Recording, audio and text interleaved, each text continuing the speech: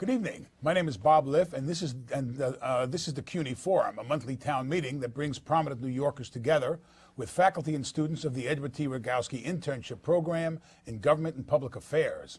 When the long-closed Kingsbridge Armory was finally poised last year to be developed as a $310 million retail center with as many as 1,200 permanent jobs, the developer was stopped in his tracks by the insistence of local elected officials that he require tenants in the project to pay their workers what is called a living wage.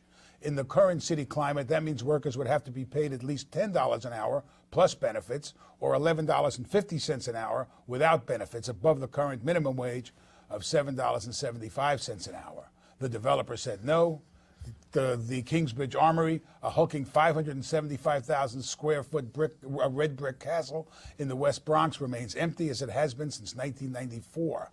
Larger economic forces are in play in this debate, which has recurred throughout American history at times of recession and high unemployment.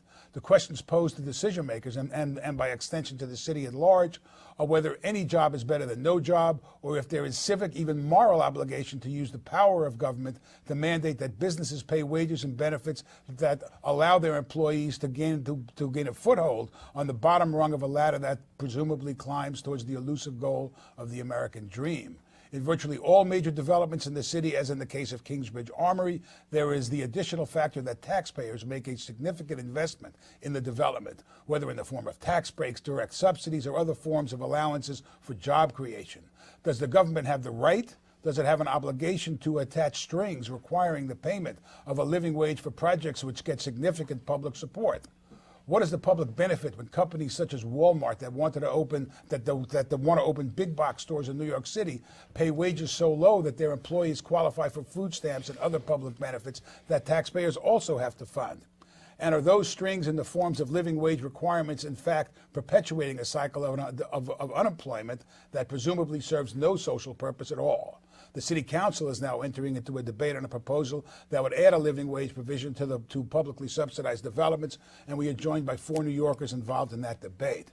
Melissa Mark-Viverito is a city councilwoman representing East Harlem, parts of the Bronx, and the west side of Manhattan, who is a sponsor of the council's proposal.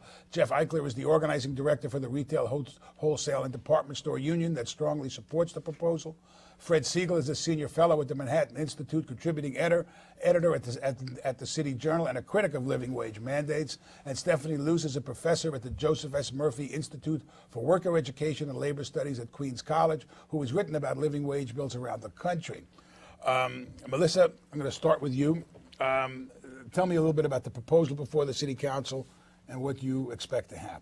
Well, I think you just laid it out very well in your opening that the living wage bill, which is sponsored by my colleagues Annabel Palma and Oliver Coppell, pretty much lays out that whenever there is any economic development project that is receiving some level of public subsidy, that project needs to provide a living wage, which is what you laid out, $10 an hour and $11.50. What is the minimum wage? Did I get the minimum wage right? It's $7.25. I apologize. I heard myself. In this case, in the legislation, we're putting it as $10 an hour. That includes benefits, if it includes benefits, and $11.50 if the job does not provide benefits. So that's the way it's laid out in the legislation. I think that kind of somewhat is coupled also with legislation that I sponsor, which is on the prevailing wage end, which provides a prevailing wage to building workers. And I think what, in essence, we're doing is really saying that as legislators in the city of New York, we do have a moral responsibility of really of investing wisely our public monies and our dollars. And so we can't have a two-tiered system where there's certain expectations for corporations and then expectations for everyone else. So I do believe, and we do believe through this legislation, and the council, has about 26 sponsors at the moment. It's a strong support of that concept that if we are investing public monies, therefore developers are obligated to give something back. And in this case, we're talking about a job which, in this day and age, $10 is really not a lot in the city of New York, but at minimum $10 an hour, so that families can at least provide, individuals can provide for their families. Fred, for a long time we rode the back of Wall Street. We're not riding the back of Wall Street anymore, and I suspect that we will be going more towards a service, that we are moving more towards a service, a retail economy. Is this eating our seed corn, or do these kinds of bills do these kinds of bills, the kind of bill that Melissa's talking about, make sense? I'm not sure I'd frame it that way, Bob. I just want to add one thing. I'm also a scholar in residence at St. Francis College in Brooklyn. In Brooklyn. Wall Street's profits between 1982 and 2007 were extraordinary. Wall Street profits as a percentage of GDP went from 7% of the national economy to 23%. We're never going to see that again. Everyone in the city lived off of that, extracted some of that money. So the question is, what kind of economy do we have after Wall Street? We can't simply have a service economy, because if we simply take in each other's laundry, we can't sustain a reasonable standard of living. The question of this particular project, though, is more complicated than you suggested, because the sticking point was twofold. One, that the borough president, Ruben Diaz, wanted a slush fund. The sticking point was not the living wage per se. It was the slush fund for Ruben Diaz, and Diaz's demand that hiring be done through his operation, through his political operation. Secondly, the question is, who did the living wage apply to? Did it apply to people building, or did it apply to people who were going to be running the stores where the retail workers come in? It was going to apply to the retail workers. It was going to apply. This was an unusual provision, because then what you're saying is people in this development have to pay higher wages, perhaps, likely, than other competitors. But on the underlying point, I think you're right. If you get city subsidies, complications are going to come with it. The trouble with that argument, however, is that part of the reason people need subsidies to do things in New York is because costs in New York are so high. And costs are so high in New York because New York is an intensely politicized place. It's very hard to do anything in New York without greasing the skids, without paying people off, without going through an extensive land review process, without making kind donations to members of the city council, et cetera, et cetera. So it's an enormously difficult place. Now, having said that, many of the subsidies that the city provides, for instance, Bloomberg's nearly $1 billion in subsidies, city and state, I should say, not just Bloomberg, for Atlantic Yards, is very hard to defend. It would be much better to have the city not subsidize development, to have the city be less expensive, less intrusive, less regulated, less corporatist, less statist, and not get into these fights after all. But if you go this way, I agree, there's a logic to this. Jeff, is it a fair question to ask in terms of the Kingsbridge Armory, is no job better than a job that would have paid less? I don't think that's the frame, by the way. And I also want to correct something. There was no idea of a slush fund for Ruben Diaz or anything. I want to really very quickly go through a narrative, because I was involved there.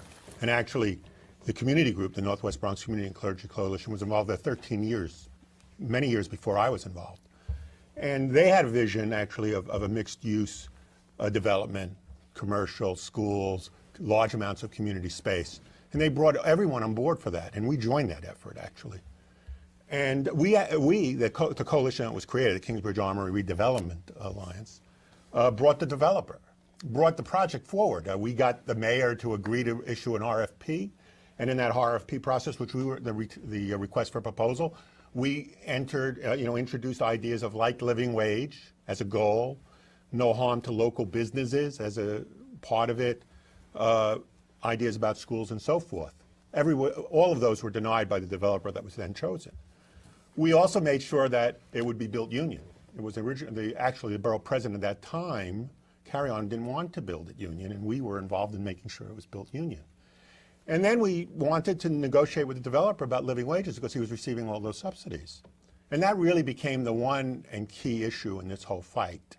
And it's really, I would argue, about the destruction of the jobs. It's really Bloomberg and the developer who decided to destroy those jobs. And by the way, the 1,200 full-time equivalents, a lot of part-time jobs.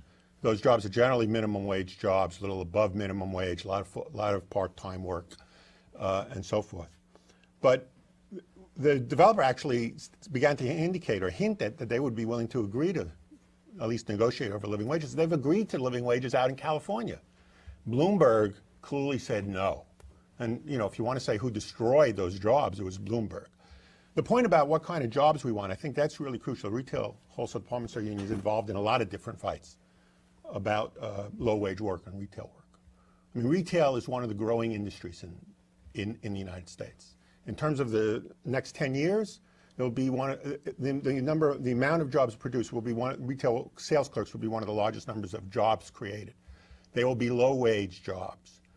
We have, and all the service economy, as Fred points out, is tremendously low wage. Of the 30 jobs being produced over the next 10 years, half of them, 15 of them, are low wage. And 22 of them don't even require college education. And there's incredible pressure downwards on the wages and benefits of these jobs. So we have to figure out, that's the reality that we're confronting. And we have to figure out how to deal with at least that piece of the reality. I'm not going to deal with what other jobs can be created. So we have to deal with wage theft, because one big part of retail in New York State and throughout is that people are working at sub-minimum jobs. Wage theft is tremendous. So we have to at least, if you're going to push people up, you have to at least establish a floor. You can't have no floor. So we're involved in wage theft issues all the time. You have to deal with contracts and negotiate. But do you try to negotiate a contract in an environment where the other side has acquired all the power and has the ability to threaten and so forth? So, but we have to have some unionization is an important piece of that. And we have to have the support of legislation, of mandates, especially in subsidized projects, where if you have subsidies flowing in, you have to have some mandate on wage standards.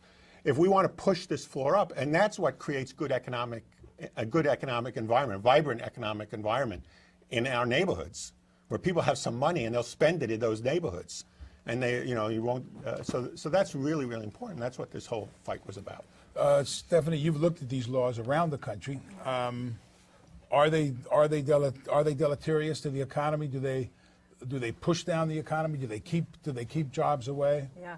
What's interesting is I first started studying living wage ordinances in Los Angeles in the mid-90s, where we were asked by the Los Angeles City Council to present some information about what we expected would happen should the city pass a living wage ordinance. And in that day, at that time, really people didn't know a lot about these ordinances. Most of the studies were speculative, just trying to guess at what would happen. 15 years later, we actually have a handful of studies that actually have looked at the ordinances, have gone in, we've gone in and we've interviewed workers, we've interviewed employers, we've interviewed city officials, and we've said what is the impact. And what's interesting is none of those dire predictions have come true, and actually some of the same employers who said, I'll leave the city or I'll drop my contract, still hold those contracts today. What we found is that for the most part, the living wage ordinances have a very small financial impact on the employer. On average, less than 1% of their total operating costs go to paying for the living wage. Same with city budgets. They've had a very small negligible effect on city budgets. On the other hand, they've had a pretty significant impact on some of the workers.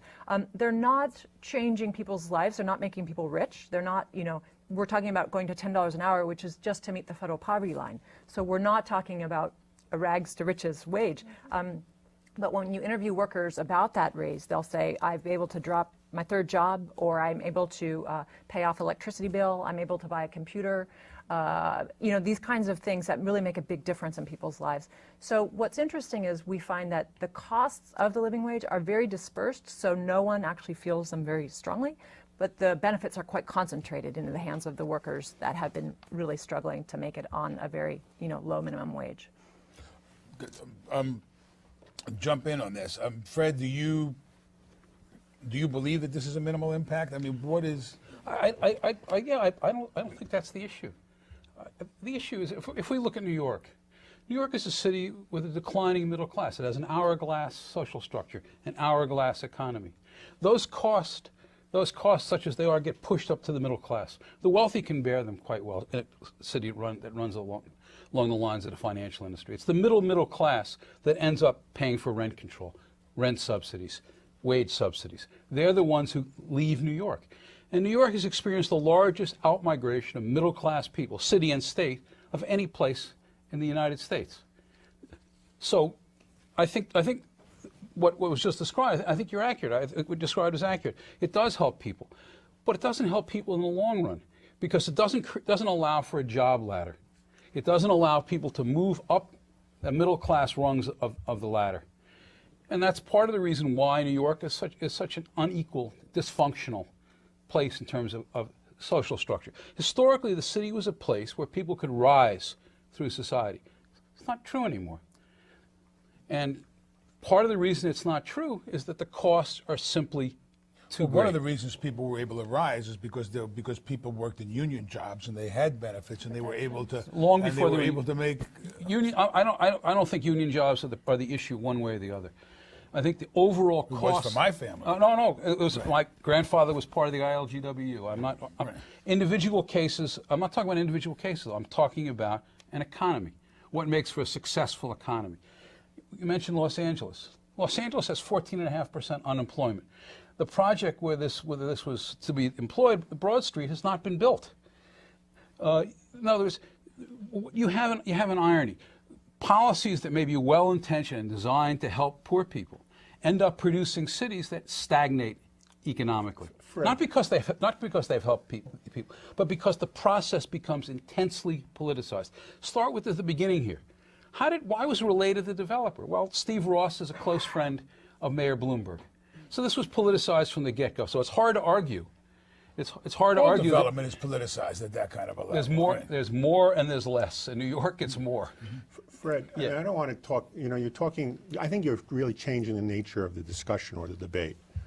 The fact of the matter is, if you create stable jobs, even the low-wage jobs, if you begin to stabilize them, if you provide enough money for the family so they're not working 2 or 3 jobs, you begin to create the conditions for what you would want to see. A middle-class family, stable families, ability to have some discretionary funds, a better environment, a more stable environment.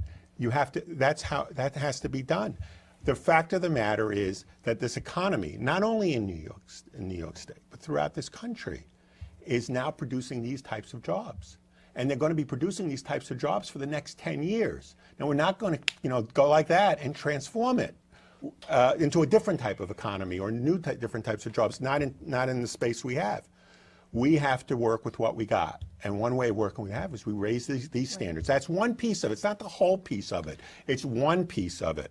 So, and I would agree completely that, especially in terms of looking at legislature and looking at legislation and what role we play as a legislative body in the city of New York, and this will go across with Congress and any other legislative body, is, what kind of a city do we want to live in? Do we want to, and what kind of a tone do we want to set in terms of what kind of business we want to see in the city? And so when we do have expectations that you're going to provide people somewhat of a quality job that is going to at least give you allow you the bare minimum to provide for your families, that's a message that I want to be a part of. That's kind of legislation that I want to be able to sponsor and support, because that again is sending a message about what kind of a city we want to live in. Many of us, and I still to this day don't want to see a Walmart in New York City because of what their business practices represent. It represents very much about no benefits. Basically, you come in and they're dealing with healthcare because of the pressure has been so intense. But basically, they would basically give people an application for public assistance. That was their kind of definition of what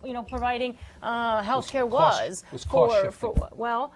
So my thing, that's I think the message that many of us in sponsoring legislation of this type, those of us that are more progressive in our thinking, is to say that yes, government has a role to play in terms of setting the tone and of how the discussion is going to be in the city and what kind of business practices we want to see in the city. Also, we're talking about public monies that are being invested. There has to be a return on that investment. It's really interesting that at a national level, when we talk about people that live in public housing, there's a mandate. Because you're in public housing, you have to do community service. When there was the whole discussion in terms of having people that were receiving public assistance, having to provide some level of give back in terms of the program here in the Department of Parks, or whether you were receiving public assistance, you had to, give service. There's a two-tiered system in terms of what the expectations are of people that are poor and then those that are wealthier. And people that are wealthy and businesses and corporations somehow feel that they can get away, with treating people poorly or not providing a decent pay. And that's not acceptable, and it shouldn't be acceptable to anyone.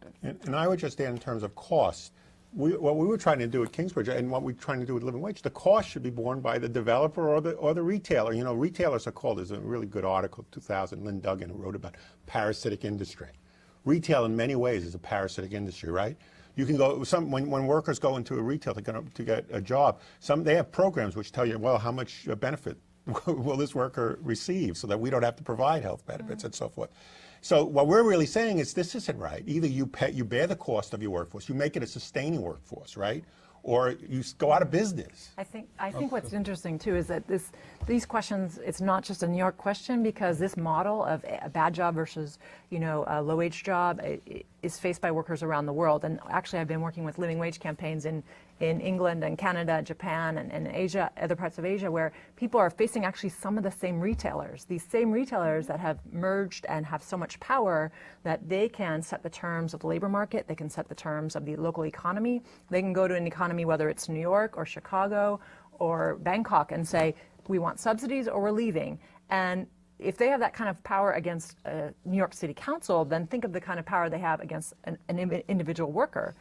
There's no way that individual worker is going to be able to negotiate up a higher wage against a power like that. So the retail industry it's a global industry, and they're shaping the nature of political economies in cities. And the only way that we can counter that is strong policy interventions that shape a different kind of labor market. But the trouble with that is it's a losing game in the long run. No city in America intervenes more in labor markets. No city in America intervenes more in housing markets. We spend more on subsidized housing than all the rest of the United States combined, and we always have a housing shortage. My problem with this is not what it does in individual cases. My problem is the systemic effect. When you politicize an economy, the people who do best are those who are best politically connected. And sometimes that's Steve Ross at Related, who's because he's friend, and sometimes that's got to do with public sector unions because they have the greatest clout, whether it be at the city council or the state legislature. But the net effect of this is stagnation. It's not as if people look at New York, outside of New York, and say, "I want to be like New York. I want the income structure of New York or New York State." People are fleeing.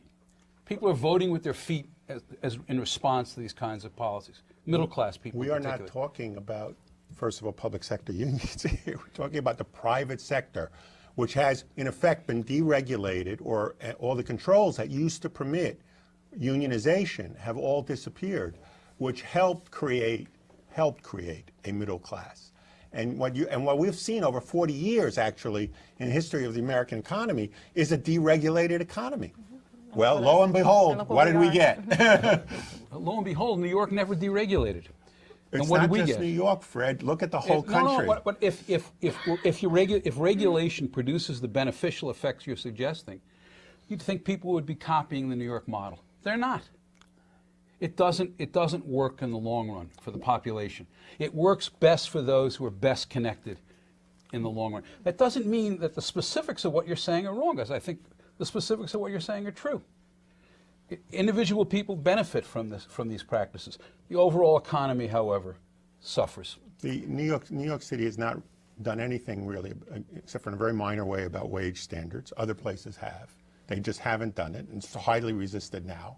So that aspect has not been done. You're talking about other issues, and I don't think play a role in the living wage debate. But Jeff, there are two things I want to pick up. One, the public sector unions played a major, as you know, were part of this coalition. They played an important role in this. It was their clout, which was very important. Fred, I want to stop because I don't want to get into the ins and outs, but you're wrong. I just will say one thing: you're wrong. Jeff, I was there from. I don't want to get into the ins and outs, but you're wrong. We're going to have to disagree on this. You weren't there. So. I know, you're right, I wasn't there, but I talked to people in those unions and they described what they thought their role was. But let's go back to Diaz for a second. You said that Diaz didn't ask for a slush fund. But numerous people described conversations with Diaz. This is the borough president of the Bronx, asking for just that, asking that all hiring be done through his office. Diaz took on this fight. And I admire him for that, right? Because he took on this fight knowing full well that he was going to bear a lot of criticism, right? And I worked with him. I was on the negotiating committee with him that helped craft the community benefits agreement that was a proposal that was submitted to Related. He realized the difficulties. It was not about a slush fund. BOEDC did, and Gateway have local hiring through that, and there was a proposal the Bronx overall economic development in the proposal about Kingsbridge that BOEDC would be involved again. This is not at all about the slush fund. It was a lot about impact upon local business. It was all about, I would argue, in all the discussions about living wages. And it was about trying to maximize construction jobs as well for the local folks and local hiring. And we had created these proposals about local hiring to impact folks in the neighborhood. What you're really forgetting is, in your analysis, is the particulars of this particular campaign, because I think people have a tendency to go beyond the particulars and generalize. But this particular was shaped to such a large extent by local community people, by the churches, and by us, because we were involved in this thing for 5 years. And whoever thought that this was going to end that way? Our idea was, the Armory is an incredible building. You walk up to it, it's incredible. No, I'm just saying. No, I know and the that's building, what, that was one of my when I was a kid. motivations. My motivations of getting involved about this space. This was an incredible space. It is. And the idea of, and to make it meaningful for the community and for the workers, that was the thrust of all this. If I can just say, because I have a real issue when terms are thrown out there like slush fund. When we are dealing with communities of color that have been seriously disenfranchised and disinvested, when a representative is there to advocate in the best interest of their community to try to get benefits that are going to benefit people that have been seriously disenfranchised and disinvested from communities, suddenly that's considered to be kind of like patronage or a slush fund or whatever. I don't want to entertain that idea. I think that what we have to look at as elected officials, we have a responsibility, particularly me and others, that we represent communities that are poor, communities that really have large unemployment rates, that have jobs, a lot of jobs that sometimes they don't provide benefits. And we have to advocate that development projects that are coming into our communities, that are using public land, that are getting public subsidies, which is our money, it's everybody's money. Everybody's money is being invested. These are the subsidies and givebacks that people are giving. To me, I don't understand how it's so far-fetched or really unreasonable for us to expect that community is going to somehow benefit from those jobs. And if I want to see a development project come into my community, I want to fight, to the teeth to make sure that those jobs are coming to my constituents. So if that is what Mr. Diaz was fighting for, then you know what? Then he's doing what he is supposed to be doing, fighting to ensure that those jobs are going to his community, the community in which this project is being built. That's critical. So government should allocate work. No, that there'd be good jobs. It wasn't about allocating work. It was about making sure that this development, this $300 million project that was coming into this community, in the heart of the community. It's not just it's a great building. Not just the building. It's in the heart of the community, of a neighborhood, would produce good jobs. And to throw out ideas like slush funds and that is just, I think what Melissa said, is just totally inaccurate and wrong, and fails to understand what was going on. It was a fight about making people live a little better. And the other thing is that I think what you're speaking to is, and those things are mutually exclusive. This whole idea also when we talk about development and really having it be community-based, let the community envision what they want to see, and then we have to really support that vision. Here, it was very clearly indicated that living wage was something that was critically important to the residents of the community. The coalition was extensive, it was broad, it represented a cross-section of sectors, and that is what people are clamoring for. And so this concept of any job is a good job, so deal with it, and that was the message that the mayor was sending, I think is really the wrong message. And it really troubles me that recently, we now have a mayor who is saying that he doesn't even think that there should be a minimum wage, and that basically the market can take care of itself. That's really problematic, and that is not exactly what, we should be entertaining. Bloomberg is not a good advertisement for the free market. Well,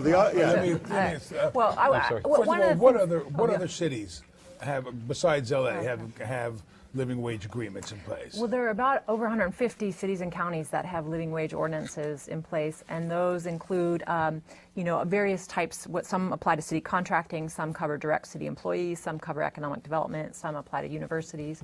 So it's pretty widespread. I'm sorry, but go ahead. Yeah. Well, and what's interesting about this movement is this modern living wage movement really blossomed starting in 1994 in Baltimore, where residents there felt they had been subsidizing what's called the Inner Harbor in Baltimore. It's a downtown tourist zone with restaurants and retail. And their city leaders had kept saying, let's give all these subsidies, build up this harbor, it'll be good for Baltimore residents. And these Baltimore residents were getting these minimum wage jobs and still in poverty. They were still going to food pantries. They were still not earning enough just to pay their basic costs. And they went to their churches and they went to the unions and said, we're not covering our costs. And it was that the idea really came out of that, saying, this is a city project where the city is investing in tourism and building the city. We have a responsibility to make these living wage jobs. And how is Baltimore doing today? Well, it's not a solution. Like, that's the problem. It didn't go far enough. Baltimore said we don't have enough capacity to legislate higher wages in all these areas. So they only passed it for city contracts. It doesn't cover enough workers. So cities have been fighting for the right to extend the living wage to other sectors, particularly to retail, where lots of the jobs are. Is it trying to extend it to areas which are not publicly subsidized, or is the public subsidy the key leverage point? So there's certain cities, San Francisco, Santa Fe, Albuquerque, that now have citywide minimum wage laws, such as Washington, D.C. So in certain cities, depending on the state laws, the cities themselves have a citywide minimum wage. New Orleans actually tried to pass such a citywide minimum wage and was overturned by the state Supreme Court. And you have to what impact could have that made for people to have that little bit of higher wage in terms of, just making their ends meet. So we haven't had enough places, but San Francisco is doing perfectly well with a citywide minimum wage. It's doing quite well. It's a model for other cities. My problem with what you're saying is San Francisco lives off Silicon Valley. It's a home for trust funds, for trust fund babies. It has virtually no economy anymore. The banks have left. Of the 100 largest businesses in the Bay Area, exactly 3 are based in San Francisco. It's an adult playland. It's not a real economy anymore. And as long as that's a bit of a cartoon vision of San Francisco. Have you been to San Francisco? Yes, recently? I have. Oh, Yes, tell I me what have. the economy is other than tourism. As engineers, architects, banks. Who don't work there. The economy is outside the city. It's a they wonderful work play there. zone, They but work it's not. It has no economy. They Fred, work we there. have to deal with the economy as it is. Unions represent are creatures of workers, right? In reality, and we confront the realities. In retail, you confront a certain reality. You have to deal with that reality, and it's not just in New York City. It's throughout this country that people are trying to deal with. And on top of, there are larger economic issues about the nature of the American economy, which probably requires a lot of government intervention. But this is not the frame of this discussion, where you want to make it that. But in terms of living wage, and in New York City and in other cities and throughout the world where low-wage workers are confronting the realities, particularly in retail, we have to figure out ways how to push that wages up. And if we want to create some middle class out of that, we have to do all these things that I've said. Let me take a question. Tell us your name and your campus, please. Speak up. My name is Sherelle Moore, and I go to John Jay College. My question here is for Congresswoman Mark-Viverito. Congressman, No, I'm sorry. Bump me up a couple of notches. I'll take it. Sorry. You mentioned that Walmart is a large franchise that you would not like to see in New York. And they also that they looked to find out the federal poverty level so they could keep people under the threshold. Do you think that because the federal poverty level is public knowledge that they are able to become a monopoly and keep people underneath the threshold for making more money and becoming more successful or climbing up the ladder in success in the organization such as that?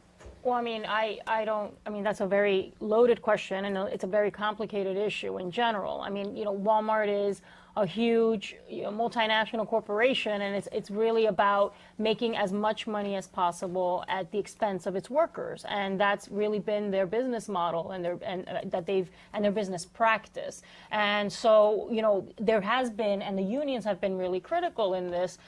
They've really organized, and workers have been organizing to try to really have them change that business model and that perspective. And there's been success in that to a certain extent, but still, I think that there's concerns there that obviously that there's very little upward mobility. There's very little in terms of benefits, real substantial benefits and pay that's helpful to the workers to help them really move to that next level. But again, I believe, and I'm a very strong believer in organizing in general, and have people getting involved and putting pressure on these business practices as a way of trying to improve work conditions, also quality of life in our communities. We've got to get involved and hold our legislators accountable. But I don't know if any of the other panelists want to speak to that, but obviously they have had a problematic business practice, and that has to change. And that's not the kind of business practice that me as a legislator representing constituents in the city of New York would like to see here. Oh, no, go ahead. There's one quick thing is a lot of people might say that we need Walmart in low-income communities because low-income shoppers rely on Walmart. Well, interestingly, we did some research that looked at, well, what would happen if Walmart started paying the $10 an hour across the country? What would be the impact on consumers? The average consumer at Walmart would actually pay a total of, if the entire cost of the wage was passed on to the consumer and none to Walmart, it'd be about $7 a year. $7 a year in increased costs to cover the wage increase. I think the problem with using Walmart is Walmart was engaged in conscious cost shifting. Their strategy was to put costs onto the public budget. And so that wasn't defensible. And you had a wide range of people who were very critical of Walmart for just that reason. But Walmart was also then too easily demonized. Think about the Bronx. Forget about Walmart. Think about the Bronx. The poverty rate in the Bronx is 45%. It's got the highest rate of unemployment in New York. The interventions in the Bronx labor market are extensive. When people came to Borough President Diaz from Stella D'Oro and said, this factory is leaving, when a whole number of factories came to Diaz and said, we're leaving, private sector factories, he didn't care. There was no payoff in it for him. Well, excuse me. No, that's really, the borough president has no authority. I mean, has no authority over Stella D'Oro and ability to keep it here. Bloomberg had some authority because the city had actually given them tax advantages, but that's just. But Jeffy didn't even call them. He made no contact with them whatsoever. This was a strike that was going on for 18. Yeah, for a while. Off and on. Right. No, it was a strike that went on. They only went back because the board ordered it back, and because Stella D'Oro had violated the law. And Diaz or not, and Diaz did what he could as borough president. But this is not about Diaz or not. I don't understand even why he's brought in or talked about Stella D'Oro. Stella D'Oro is an example of the problem in the American economy with manufacturing. We have had that problem. I mean, I was out in Chicago when I was in Madison. I used to sail on the lakes. I used to go up Calumet River, and I used to see the closed mills. I was at Chicago when Chicago was turning from an industrial city into something else, a luxury city, as you would call it, probably. No, I wouldn't call Chicago well, a anyway, luxury city. The mills have disappeared. Manufacturing has disappeared in New York City to a large extent. We didn't, as a city, as a country, did not do. In fact, if anything, we encouraged manufacturing to leave this country. That's what we did. That's the larger, macroeconomic issues that confront us, and we have to figure that out. But again, we're confronted with a tremendous growth of low-wage work. Particularly Walmart is example. Walmart is the largest employer. It's not just demonized. It's the largest employer in the United States. When I was growing up, General Motors was the largest employer. It was a good job. That was the model. 1 out of 6 workers worked in automobile or some. That was the ideal. Totally unionized. We now have the largest employer, non-union, viciously anti-union, a major wage violator, pays below, contracts, deals with contractors to pay below the minimum wage. That's the problem. We've created, and it's a parasitic industry. As you know, it goes out and looks for the public trough to feed off of. It can't sustain its workforce, so it sends its workforce for public benefits. That's the problem. We have to deal with it. There are myriad ways we have to deal with it. One of the ways we're dealing with it, and it's only one, is the living wage one. Through publicly subsidized. In public subsidy. Exactly. Yes. My name is Antonio Mashev Jr. I attend Queens College, and Melissa Mark-Viverito has wonderfully expressed that economic development projects need to push for a living wage through legislation. My question is, won't increasing the minimum wage to $10, for instance, as you mentioned, cause prices to rise as well and have city dwellers caught up in a vicious cycle? Well, I think Anne has talked about that extensively. Anne, did I get your name? Stephanie. I'm sorry, That's Stephanie. right. I don't know where I got Anne from. Stephanie middle had name. talked about that really extensively, with regards to the fact, like taking as Walmart as an example, that if you do raise what you pay workers, that it's not going to really be a cost shifted to, or if it is, it's a minimal cost shift. So I think, again, my message is that I think government has a really important role to play in setting the tone of what we expect to see and how we want business conducted. And what we're doing in New York City, hopefully is something that obviously other municipalities have modeled, and we should be following their lead when it comes to this. But I don't think, and I don't agree with the premise that it would be some sort of a cost that would be shifted to the individual people that live in the city. But you want to speak to that, Stephanie? Yeah, and it's actually, it's interesting because a lot of newspaper op-eds and quotes might say that it could cause prices to rise, but that's actually not something that economists say. Even economists who oppose the minimum wage don't suggest that it leads to inflation. Retail is one of those industries that can't be outsourced, although the development of retail shopping on the web is undercutting that argument. But it's not the kind of, there's not a Bangalore or a Manila for you can't go there in order to get a cheaper price on what you want to purchase. Bob, you wouldn't know from the way we're talking that manufacturing as a percentage of the gross domestic product is the same today as it was in 1970. The change is the number of people producing the same value of goods. It's not that manufacturing has disappeared.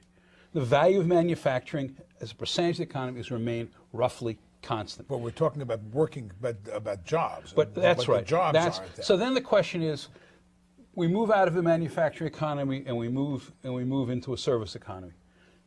How do we do that? We've had this model which you've described in these many cities, but I don't know of any success stories. Los Angeles, you mentioned Los Angeles. Los Angeles has pushed very hard justice for janitors, et cetera, et cetera. Los Angeles is bankrupt. It's in terrible shape. It's falling apart. And the politicization I talked about is even more is almost as manifest there as it is here. What city is not? Los Angeles. What city is not bankrupt? Right. No, but I don't think. Can I just speak to what you're saying? I think the success lies in what Stephanie said before, that these companies that scream and shout that if they do not get these subsidies, or if they have to pay that minimum wage or that living wage, that they're going to be able to leave the city. And the fact that they're still there providing jobs and still there doing business means, in fact, that it's successful. That, to me, means it's successful. Councilwoman, it's not what we're speaking to. Well, that's the issue we're talking about. That's the issue you're talking about. That's not what we were just talking about. And whether it impacts business practice. That's what you're talking about. It's not what we were just talking about a second ago. Okay. Think about that. If I ask the students, what parts of the country have done well in this devastating downturn? Are there any sections? Well, yeah, that's not the issue we're discussing. That's not the thing. Excuse me. That was the question Stephanie raised. That's not the question we're discussing here. As you like it. I haven't reached the elevated level of a council member yet. Let's keep it calm. There's a funnel of states. Places like we don't think of as being Boise, Des Moines, Austin, Houston, Dallas. They're booming. What they have, unlike Detroit, they weren't tamped down. They weren't undercut by hyper-unionization, by excessive work rules. And it's unfortunate that you mentioned Detroit, because the argument in the low end for unionization is something I'm sympathetic to. But at the higher end, it wasn't just that management of General Motors was terrible. It was, or Government Motors as it's now called. But it was also the rigidity of the work rules that made the cost of putting out a GM car so much higher than putting out a non-union Toyota. Well, how much of that was over on the cost of health care that was imposed upon, arguably, I don't want to go there, but arguably the health care linked to the employers compared to our competitors overseas don't have. Toyota plants in America, I'm talking about not Toyota plants abroad, Toyota plants in America paid similar, have provided similar kind of health care benefits. Let me go to another question. We can discuss the universe, but we'll get lost. Yes. Hi, my name is Shamila Williams. I'm from Brooklyn College, and if I was following the discussion properly, it was stated that about 1,200 jobs paying a living wage would have been created, and I kept hearing Professor Siegel state that this would cause, if I follow the discussion properly, will cause a stagnation in the middle class, and as well as a fleeing of the middle class. And I want to know, how is that possible when, if you really think about it, like that 1,200 people probably represent a family in which maybe 3 other people are dependent on them, which would be about 4,800 people that you're giving a living wage to and helping to support, as opposed to that maximum 4,800 people being dependent on subsidies from the city, which would affect the middle class because they would have to pay a higher tax, and which would cause them maybe to flee. So I really would like it if you could expound upon your theory that this creating of a minimum living wage would cause the fleeing of a middle class and the stagnation of our city. Yeah, I didn't argue that was the case. What I argued was that the specifics were probably not terribly consequential. I think what Stephanie said is accurate. I don't think that the narrow microeconomic effects would be tremendously important. My problem was the larger process whereby this game was played out, the intense politicization of all sorts of decisions. That is enormously costly. And as for the flight of the middle class, it's in the numbers. New York City and state has lost 1 million middle-class people since 2000, the largest middle-class outmigration in the United States. This is not something that, I don't think this is a function of the specifics of paying a living wage on this project. I wasn't opposed to that. And my point about the project is that, yes, I think that the proponents of the project had a good point. If Jeffrey Ross at Related was getting these subsidies, sorry? Stephen Ross. Stephen Ross, sorry. Right. Who's Jeffrey Ross? Oh, he's the comedian. It was getting these subsidies. Yeah, other people have the same right. They have the right to put their hand out as well. The issue in New York is that New York works very well for a fairly small segment of the population, but it doesn't work well for those people aspiring to move into the middle class. I don't even, and these jobs, even in the best of conditions, might become a platform for the middle class, but they themselves are not middle class jobs. That next rung, we're missing, in other words, that next rung of jobs.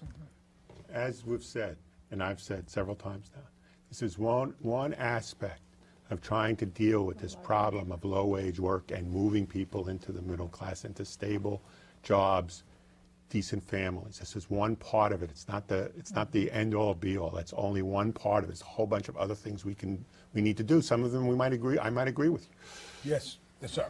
My name is Richard Hockhauser from Queens College.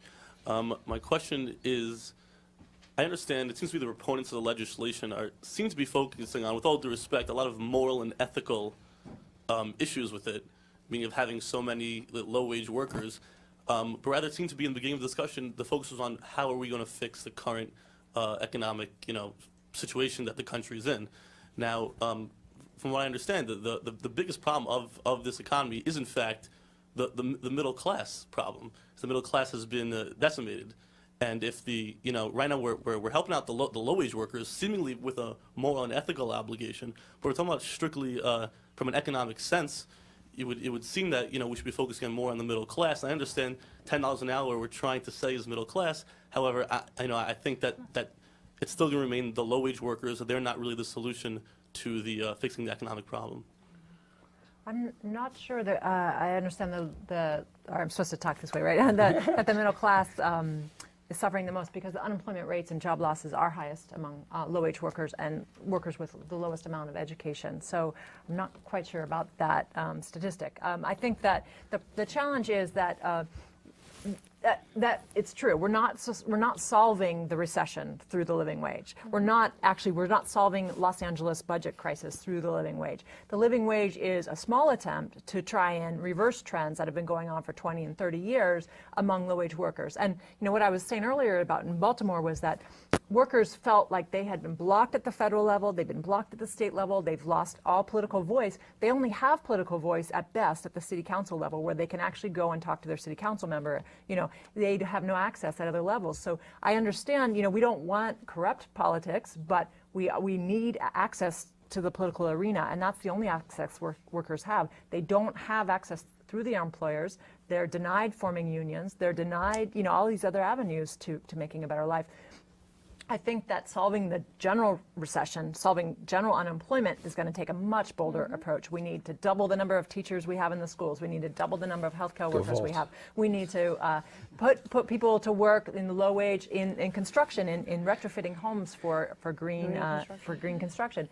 Massive jobs programs that will help rebuild the economy. The living wage is only one aspect of that. It's just saying, as we did in the recession, as we did in the Great Depression, we said, we're going to establish the federal minimum wage in 1938 so that when we do have job growth, it'll be at a higher standard. We're setting the rules of the game for a new kind of labor market so we can rebuild on that foundation.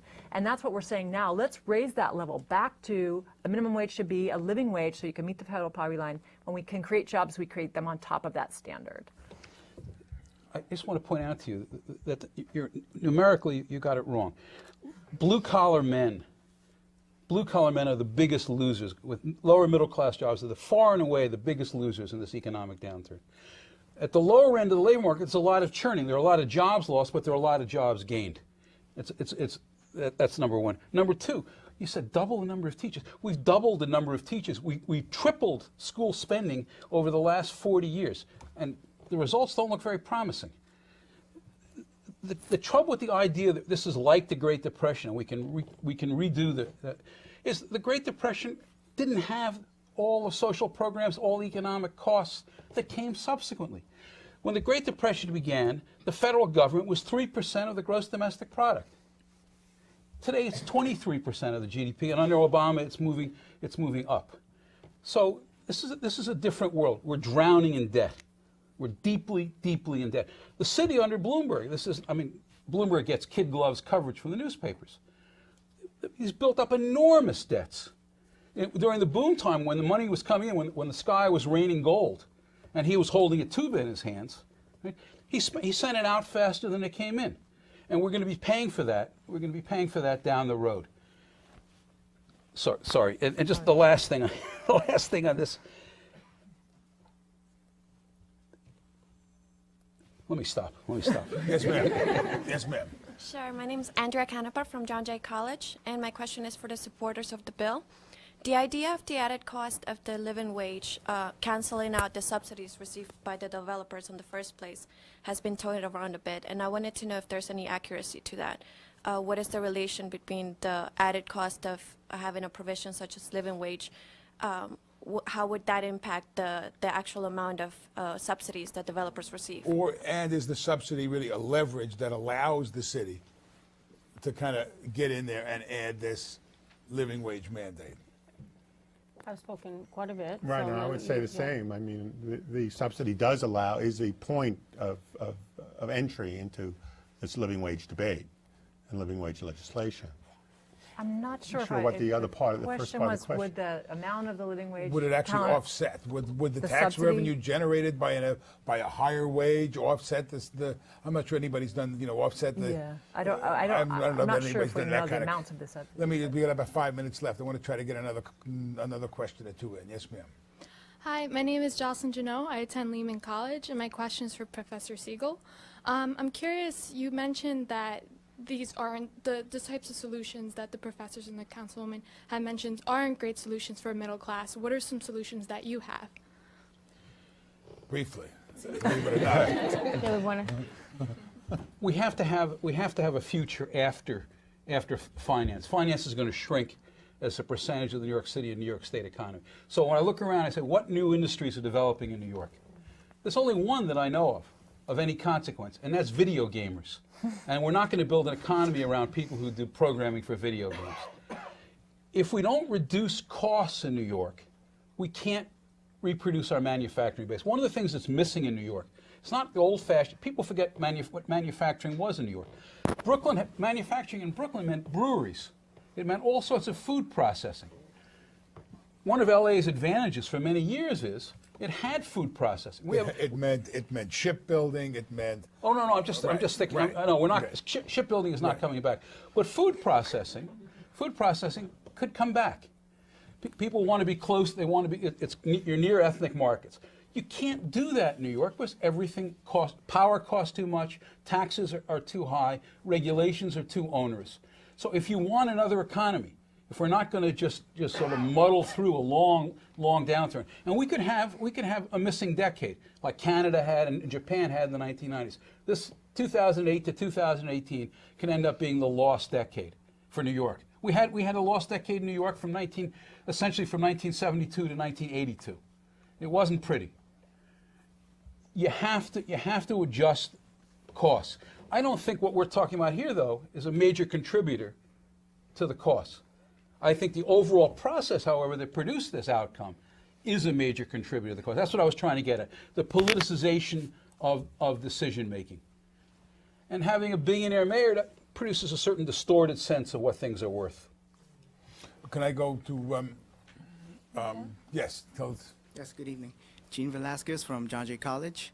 My question is for Professor Siegel. You stated numerous times that one of the downturns of economic development is that it becomes too politicized. And I want to move on to something that Councilmember Melissa stated, which is, as a legislator, she feels a moral obligation to help her constituents. My question is, what is wrong with elected officials trying to represent their constituents? Absolutely nothing. Assuming the legislators are in some sense broadly representative of the city. I point out to you that in most districts, most councilmanic and legislative districts, 6, 7, 8% of the total number of voters comes out. There's been a collapse of political participation in the city, a sense that politics are pointless. You win the Democratic primary with a tiny vote, there is no general election. The current controller and our public advocate got elected with a whopping 9% of the votes of all New Yorkers. Between this last mayoral election and mayoral election in 1994, we lost 800,000 voters. Let me just, because I have less than 30 Okay, seconds, sorry. I'm going to give you, since you're a sponsor of the bill, give us a last-minute pitch for the bill, and how do you think it's going to run? You do have the mayor's opposition. How do No, you see it playing out? We believe very strongly there's a large number that are supporting this. We believe we've built a broad-based coalition that is, what we as a city council sponsors are doing is that it's reflective, of what people in the city want to see. And it's really, again, setting a tone about the kind of business practices we want to see. We have that responsibility, and I think that we're going to be able to pass this very overwhelmingly. Pardon me, you never miss deadline. I got the goodbye sign. Thank you all. We'll see you next time on CUNY Forum. Thank you. Thank you.